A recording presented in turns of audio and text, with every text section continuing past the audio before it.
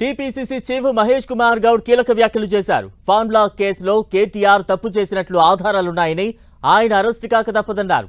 గత ప్రభుత్వంలో అవినీతి చేసిన వాళ్లపై చర్యలు తీసుకుంటే తప్ప అంటూ మహేష్ గౌడ్ ప్రశ్నించారు.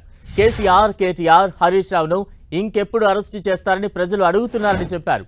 తాము కక్షపూరిత రాజకీయాలు చేయబోమని, చట్ట ప్రకారమే ముందుకు వెళతామని మహేష్ గౌడ్ అన్నారు.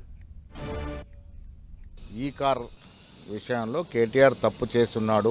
విధి విధానాలకు వ్యతిరేకంగా క్యాబినెట్ అప్రూవల్ లేకుండా ప్రభుత్వ సొమ్ముని ఒక ప్రైవేట్ వ్యక్తి ఖజానాలోకి పంపినాడు. ఇది ప్రూవ్ అయినటువంటి నేరం.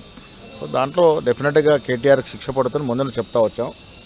గవర్నర్ గారు ఆమోదం కోసం ఆగింది. మరి చాలా కాలయాపన జరిగింది. ఇవాళ గవర్నర్ గారు దానికి ఆమోద ముద్ర వేశారు కాబట్టి చట్టరీత్యా ఏ కార్యక్రమం ఉంటుందో ఆ కార్యక్రమం జరుగుతుంది. గవర్నర్ గారు ఎందుకు అట్టు పెట్టుకున్నారో తెలియదు. బట్ అల్టిమేట్గా గవర్నర్ గారు ఆమోదం తెలిపారు కాబట్టి చట్టం తన పని తను చేసుకుంటూ పోతుంది.